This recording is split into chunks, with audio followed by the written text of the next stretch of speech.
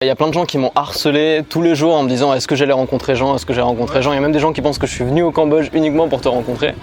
Il y a un truc qui est vrai, c'est que je te suis depuis longtemps et que tu m'as beaucoup inspiré au début quand j'avais vraiment besoin de motivation pour me lancer, pour créer ma chaîne et tout. Et tu m'as pas mal aidé, donc je t'en suis reconnaissant. Et moi ce que j'aime bien, c'est que tu fais des changements de vie un peu radicaux. Genre là tu as décidé d'aller construire une maison au fin fond du Cambodge pour t'y installer avec le confort moderne dans une maison traditionnelle. Est-ce que tu peux juste expliquer un peu ton parcours pour ceux qui ne connaissent pas encore? Alors moi je bosse sur le web, je gagne ma vie sur le web depuis 2004 mais de façon très très différente. J'ai commencé en faisant des sites web pour des clients avec un ami.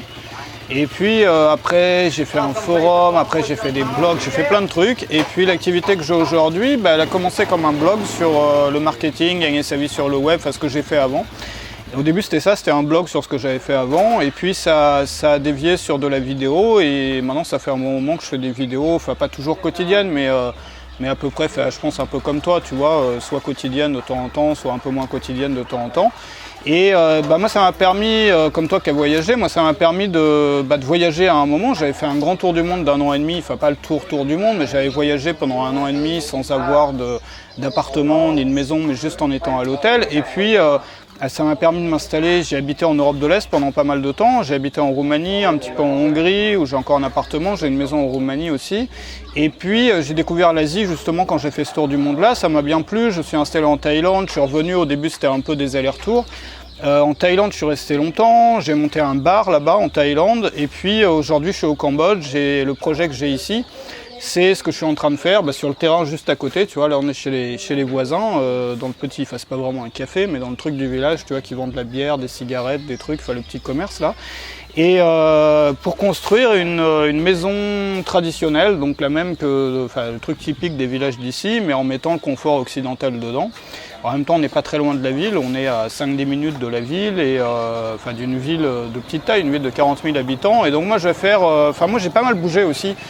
Donc du coup, vu que je fais ce projet-là maintenant, je pense rester un petit peu plus. Et j'ai pas mal exploré aussi l'Asie du Sud-Est, toi aussi. Et finalement, tu vois, il y a des pays qui te collent, des pays qui te collent moins. Je pense que ça dépend des gens. Et aujourd'hui, pour moi, dans les conditions actuelles et dans le Cambodge, j'ai cet endroit-là ici, je pense que je vais m'y poser. Donc, et puis rester un peu plus longtemps ici, quoi.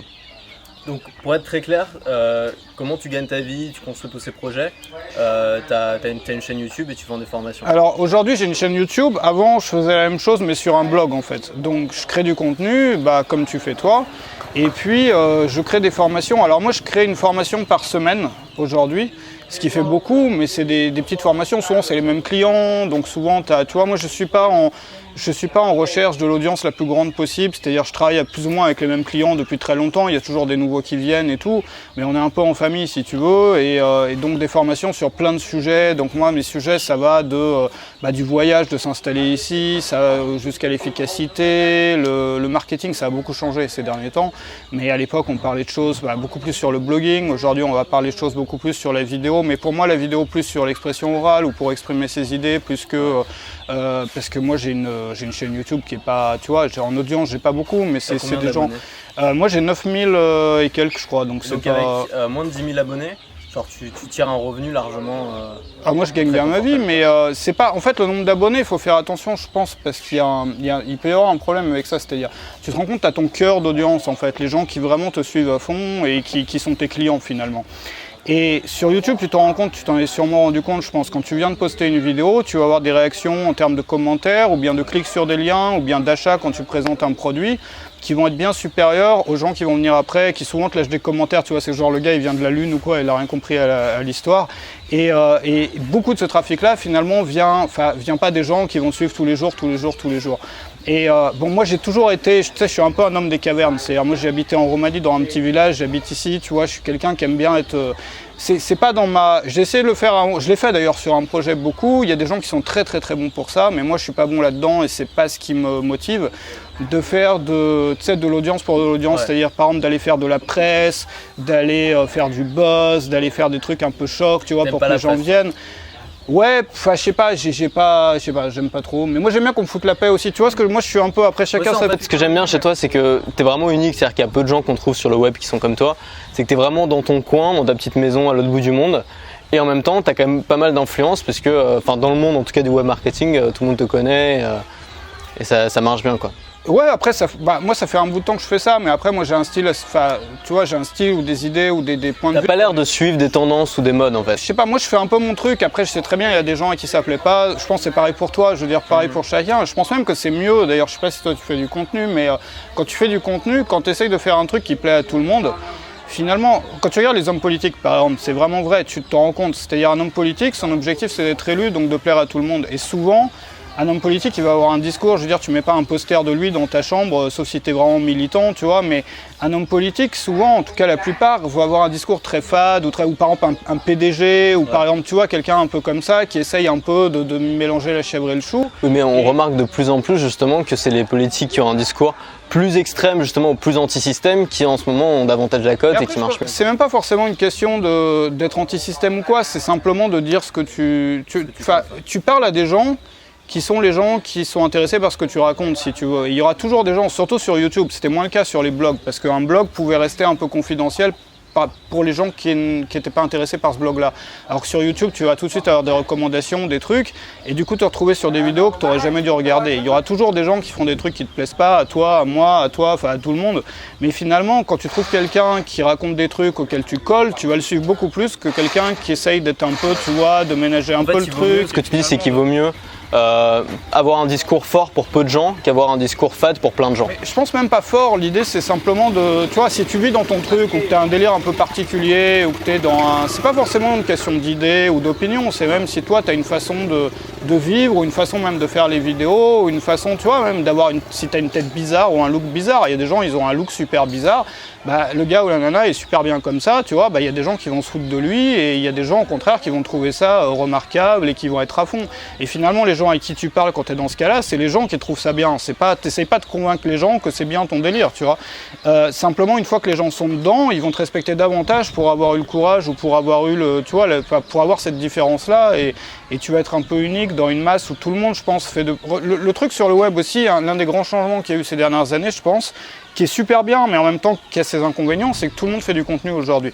C'est-à-dire, bon, la nana là du magasin, elle fait pas de contenu probablement, mais tu regardes ta boulangère, elle fait du contenu, elle met des trucs sur Facebook, ta grand-mère, elle met des trucs sur Facebook, le chauffeur de bus, quand tu prends le bus le matin, bah, il met des trucs sur Facebook, peut-être son fils ou sa fille fait des trucs sur YouTube ou sur Snapchat. Donc du coup, mais c'est venu très très vite en fait, en l'espace de quelques années à peine, tout le monde s'est mis à faire du contenu. Et donc du coup, je pense que c'est même plus important aujourd'hui qu'avant, c'est-à-dire d'arriver à trouver une façon de faire ce contenu-là qui soit complètement différente ou qui soit unique. Pas forcément en faisant du différent pour faire du différent, c'est-à-dire en te mettant en slip ou en t'habillant n'importe comment, tu vois, ou en essayant de choquer les gens. Mais simplement, je pense que c'est pas davantage aujourd'hui que n'importe quand avant, c'est vraiment important de ne pas effacer ses singularités. Je veux dire, on a tous des trucs qui sont différents des autres, chacun a ses trucs qui sont différents des autres. Toi, tu as des trucs qui n'ont rien à voir avec les autres, moi c'est pareil, toi c'est pareil, enfin tout le monde. Et plutôt qu'essayer de polisser ça, de le masquer pour un peu se fondre dans la masse et finalement devenir une goutte d'eau dans la mer de plein de gens qui font tous le même contenu, bah, jouer là-dessus et justement mettre ça vraiment en avant. Après, on a tous des délires, je pense, qui sont différents. Tu vois, moi je me fais une maison au Cambodge, toi tu voyages avec ton drone, y a d'autres gens qui font un autre truc, tu vois, je sais pas, chacun a son délire, mais justement aussi c'est une opportunité pour trouver son délire ou pour... Quand tu as un rêve ou un truc, tu n'osais pas le faire, ou tu te dis peut-être un jour et tout, bah c'est le moment de le faire et c'est justement ça que je pense qui peut porter ton projet. C'est-à-dire ton projet peut vraiment se construire autour de ça et justement te différencier des des centaines, des millions ou des dizaines de millions ou des je sais pas combien de milliards de gens qui font des vidéos sur YouTube, qui mettent des trucs sur Snapchat, sur Facebook, sur machin et tout ça, quoi.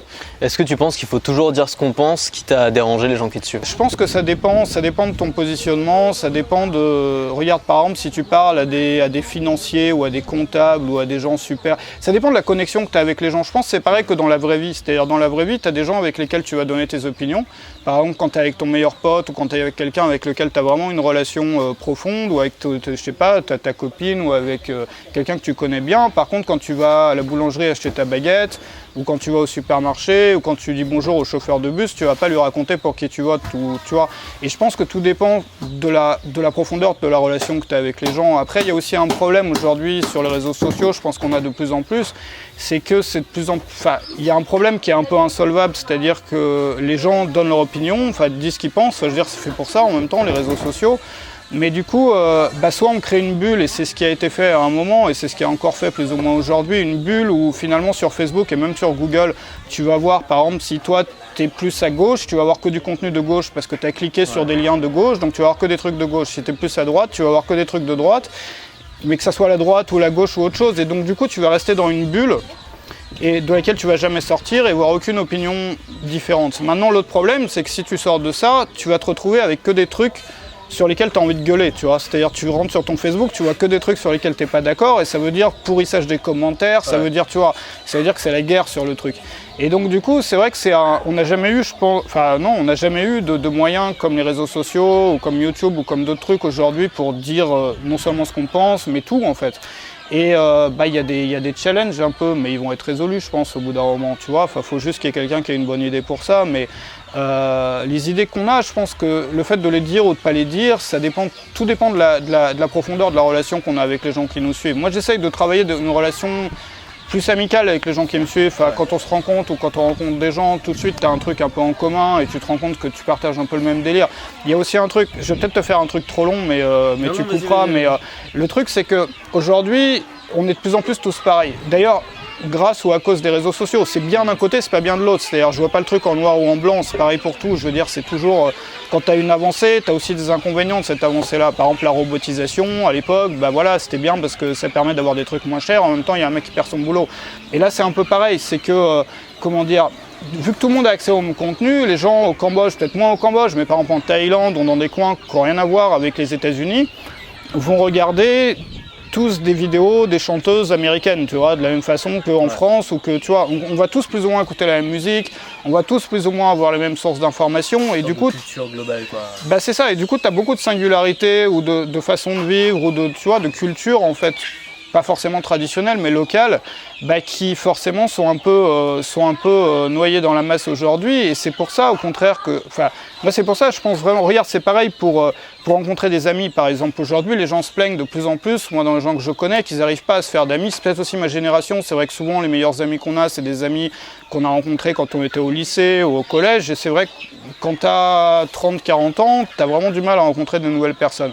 Mais moi, je me suis rendu compte, en voyageant, par exemple, que j'ai réussi vraiment à rencontrer des super gens et à rencontrer facilement des gens à partir du moment où tu rencontres des gens qui ne sont pas des gens normaux. Des gens normaux, ça veut dire des gens un peu au hasard, tu vois. C'est-à-dire des gens qui partagent, regarde, quand tu rencontres des gens qui peuvent devenir tes amis, souvent c'est sur un point d'intérêt extrêmement spécifique. Par exemple, si tu es passionné de poterie, tu vas rencontrer un passionné de poterie. Si tu es passionné de musique classique, tu vas à Bangkok, tu vas n'importe où, tu essayes de rencontrer des gens dans ce milieu-là et tout de suite tu vas avoir une connexion. Si tu es passionné de, de mobilette, tu vas dans un truc où ils font du tuning de mobilette, tu vois, tu vas rencontrer des gens qui tout de suite peuvent devenir tes potes. Et c'est pas que les passions, c'est aussi les minorités auxquelles tu fais partie. Par exemple, quelqu'un, ici, il y en a pas mal à Phnom Penh d'ailleurs, il y a pas mal de blacks qui, dès qu'ils sont, moi j'en connais un, tu vois, ils ont toute une communauté comme ça qui est microscopique là-bas, c'est microscopique, il y a quasiment personne. Mais dès qu'ils vont aller dans cette communauté-là, tac, machin, ils vont rencontrer des gens et d'un coup, ça va être un truc de fou, tu vois. Ouais. Et je pense qu'on a tendance à polisser un peu ou à lisser, pas forcément à lisser, mais à globaliser, tu vois, les singularités qu'on a. Ou dans une sorte de culture globale où tout le monde est pareil finalement, alors que finalement là où tu rencontres des gens et là où vraiment tu peux avoir des connexions, c'est justement quand tu as des choses qui sont sur lesquelles tu peux accrocher sur des points d'intérêt vraiment précis ou je sais pas. Et du coup je pense qu'il y a vraiment une place pour la singularité aujourd'hui plus que jamais parce que tout le monde fait plus ou moins la même chose, tout le monde vit plus ou moins la même chose et ça va devenir de plus en plus comme ça. On écoute la même musique, on fait la même chose, on se lève à la même heure, on a le même boulot plus ou moins, tu vois, c'est bosser dans un bureau, tout le monde bosse dans un bureau, quoi que tu fasses au bureau, je veux dire tu as le même boulot.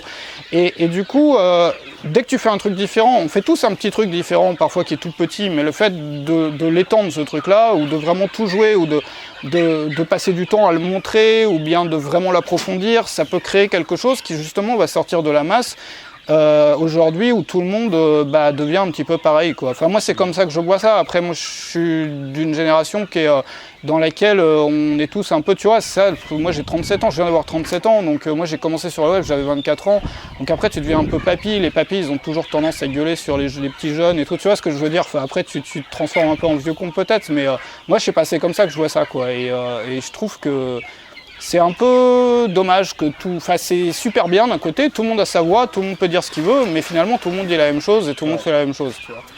Tu t'es pas mal parlé de politique ces derniers temps sur Facebook, dans tes vidéos et tout. Notamment pendant l'élection américaine, t'as pas mal même soutenu un peu davantage Trump que Hillary. Pourquoi, et est-ce que à cause de ça, t'as eu des gens qui se sont désabonnés ou qui t'ont emmerdé quoi. Après, si tu vois, moi j'ai pas une chaîne politique ou quoi, mais c'est juste que, moi je pense qu'il y avait un truc quand même qui me paraît être la base un peu de la civilisation, c'est de respecter la vie de la personne d'en face, quoi. Et je pense que c'est de moins en moins le cas. J'ai l'impression que les pro-Hillary étaient plus agressifs que les pro-Trump. Ouais. Bon, après, c'est chacun son truc, mais non, moi, ce que je trouve, si tu veux, dans l'élection de Trump, mais peu importe l'idée qu'on a sur Trump, moi, c'est un truc qui m'a hyper motivé, en fait. Et je pense beaucoup de gens, et je pense qu'on n'a même pas besoin de... C'est sûr que si tu vois Trump comme Satan, ça va être dur de te mettre dans cette idée-là, mais juste, tu vois, en essayant de te mettre ça dans la tête, c'est que, je sais pas comment expliquer le truc, mais c'est que t'as quelqu'un qui est plus ou moins pas sorti de nulle part, mais sorti de nulle part en politique, c'est-à-dire quelqu'un qu'on prenait pour un clown. Moi je le prenais vraiment pour un clown au début, même plus ou moins maintenant, et c'est justement ça participe au truc, c'est-à-dire que le gars, bon, il est avec ses cheveux, avec son style, avec son truc, tu vois la tête du gars, si t'en as jamais entendu parler, tu vas rigoler. Bon, le gars, il est là, il a jamais fait de politique, à côté de lui, t'as des gens au Parti républicain, qui sont des gens, moi, que j'apprécie pas particulièrement, mais des gens qui ont fait carrière dans la politique, des gens comme Jeb Bush qui sont d'une dynastie politique, tu vois, ou de père en fils, ils sont très... Ouais, c'est que, voilà, en l'espace de 4 mois, il a complètement effacé des gens qui faisaient ça toute leur vie, et il n'a pas changé son discours, il n'a pas changé ses toccades, il n'a pas changé ses trucs, et donc ça te montre que quelqu'un, finalement, qui... je veux dire, si c'est possible pour lui de devenir président des États-Unis d'Amérique, tu vois, en l'espace de quelques mois, pour moi... C'est possible de faire ma formation à la con, ou de faire mon projet à la con, ou de construire ma maison à la con. Enfin, je veux dire, c'est un truc de rigolo, tu vois. Donc moi, c'est ça l'inspiration que je vois ça là-dedans. Slider un peu qui balaye tout le truc mis en place. Mais après, sur les idées, genre le mur et tout, t'es d'accord avec ça? Après, je pense que, comment dire, moi vraiment, moi j'ai lu le bouquin de Trump, là, j'ai lu la biographie de Trump, et tu te rends compte qu'il y a beaucoup de choses que tu lis. C'est un peu le problème, je pense, qu'on a en France. Bon, je vais pas te faire une vidéo politique et tout, mais et puis je suis pas américain, donc je vote pas là-bas ni rien. Mais je pense que, moi, c'est un sujet qui m'a super intéressé justement parce que c'est un peu la voix des gens. Il y a un décalage énorme, je pense, entre l'opinion des gens et la représentation des opinions dans la presse, dans les médias.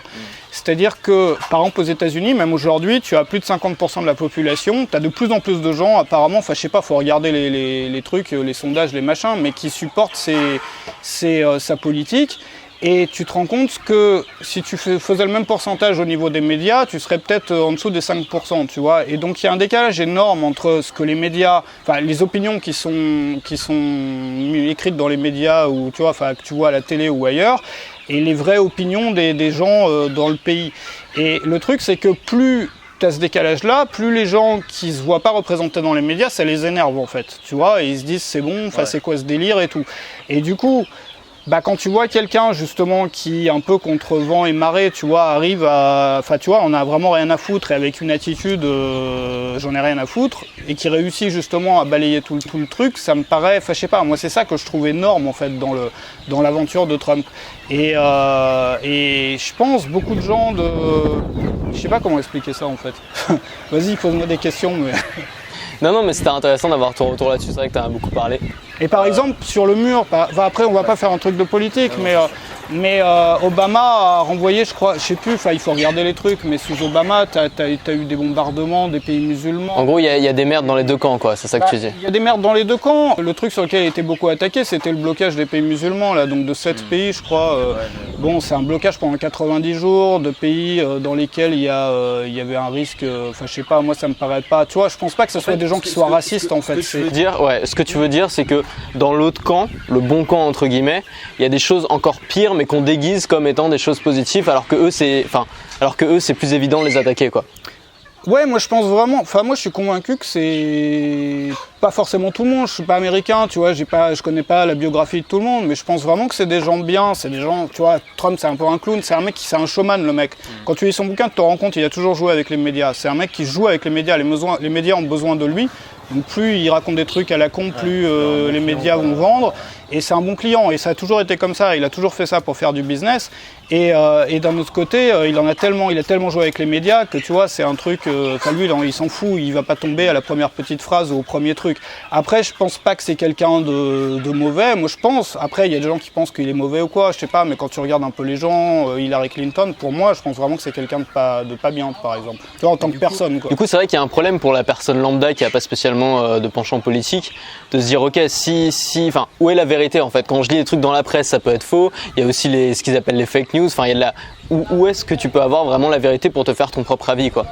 Bah, je pense que la vérité, tu la vois de plus en plus. Tu la vois sur les réseaux sociaux. Regarde, à chaque fois qu'il y a un truc qui sort dans la presse, un truc, une grosse histoire, un scandale ou un machin, tu vas avoir des deux côtés des gens qui vont soit essayer de supporter le truc, soit essayer de balancer des trucs contre. Et souvent, la vérité, elle apparaît après une grosse annonce ou un gros truc. La vérité, tu la vois comme pareil, je sais pas, il y a plein d'exemples. Il y a plein d'exemples. À chaque fois, finalement, que tu as une grosse histoire qui sort dans la presse, la vérité, tu la vois sur les réseaux sociaux très souvent, je pense. Et du coup, tu as une sorte de contrebalance du pouvoir médiatique qui se fait sur les réseaux sociaux où tout le monde peut s'exprimer, quoi. Mais après, le problème, c'est que justement, on est souvent un peu dans une bulle sur les réseaux sociaux. C'est quoi ton grand objectif? Qu'est-ce que tu poursuis dans la vie? Moi, c'est plus ou moins... alors c'est un peu un débat, parce que moi, j'aime bien être tranquille. Pendant longtemps, ça a été d'être tranquille, qu'on me foute la paix, tu vois, que j'ai mon truc tranquille, peinard. Mais si t'es trop tranquille, t'as besoin un peu de challenge. T'as un peu le dilemme ambition vs être pépère dans son coin. Ouais, alors pas ambition. Maintenant, je suis plus... je sais pas, c'est plus le fait d'avoir un défi, un challenge, un peu comme dans un jeu, tu vois. Ça, moi, j'ai besoin de ça. Par exemple, là, je suis en train vraiment de vivre avec la maison, le fait d'avoir ce projet-là. Et c'est pour ça, après, j'ai envie de faire d'autres projets sur le terrain, d'organiser des trucs, machin, tout ça, parce que moi, j'ai besoin d'avoir un projet de fond comme ça. C'est-à-dire si j'ai aucun but dans la vie, là, tu vois, je me sens pas bien, tu sais, t'es pas bien, quoi. Mais j'aime bien être, je sais pas, j'ai travaillé beaucoup pour être tranquille parce que moi, mon activité, j'ai vraiment organisé autour de ça, c'est-à-dire plutôt qu'autour d'un gros coup, que d'un truc ponctuel, vraiment un truc, tu vois, qui même dépasse les plateformes. Moi, j'ai commencé avec des blogs, après c'est YouTube. Si demain, il y a un nouveau truc qui apparaît, ce sera peut-être là-dessus parce que ça peut changer. Tu sais, comme MySpace à l'époque, ça n'existe plus aujourd'hui. Aujourd'hui, tu as Snapchat, moi, je suis pas mis, mais tu vois, tu peux avoir des changements, mais c'est juste garder la relation que tu as avec les gens. Et du coup, pour moi, ce qui est vraiment important, c'est ça, d'être capable de gagner ta vie et de faire en faisant un truc qui te plaît, c'est-à-dire que ce soit pas vraiment du travail, ce soit un truc dans lequel tu t'accomplis. Pour moi, c'est un truc très important. J'ai travaillé très longtemps là-dessus, à vraiment rendre ce que je fais finalement agréable, tu vois. C'est-à-dire que tu as toujours des trucs, même quand tu fais un truc agréable, qui te font chier, à essayer de les limiter, les automatiser, trouver quelque chose dans lequel t'es bien, c'est-à-dire le matin tu te lèves, t'as juste envie de faire ton boulot en fait. Là par exemple on est en train de bosser, tu vois, c'est pas du boulot. Ah oui, c'est sûr. On aurait eu peut-être la même discussion, tu vois, autour d'une bière sans mettre la caméra, et c'est ce genre de trucs finalement qui sont, je sais pas, c'est un truc sur lequel, tu vois, j'arrive même plus à parler, mais juste pour revenir sur la politique, je pense que justement c'est intéressant je suis en train de te pourrir ton interview, je crois, mais c'est un truc justement, je pense, qui est super important et que quelles que soient les idées qu'on a, finalement, c'est un truc qui se perd un peu. C'est que tu apprends à l'école que la démocratie, c'est justement le fait et les droits de l'homme et la liberté, c'est justement le fait de pouvoir avoir des opinions différentes et de pouvoir en discuter et de respecter l'autre, de ne pas lui taper dans la gueule s'il pense différemment de toi. Et je pense que c'est un truc qui se perd un peu dans le sens où tout le monde pense un peu plus de la même façon. Et je pense que c'est lié aussi à la globalisation un peu de la culture, de laquelle on avait parlé tout à l'heure, dans le sens où tout le monde a un peu plus ou moins les mêmes sources, va penser la même chose, va regarder les mêmes vidéos, écouter la même musique, etc.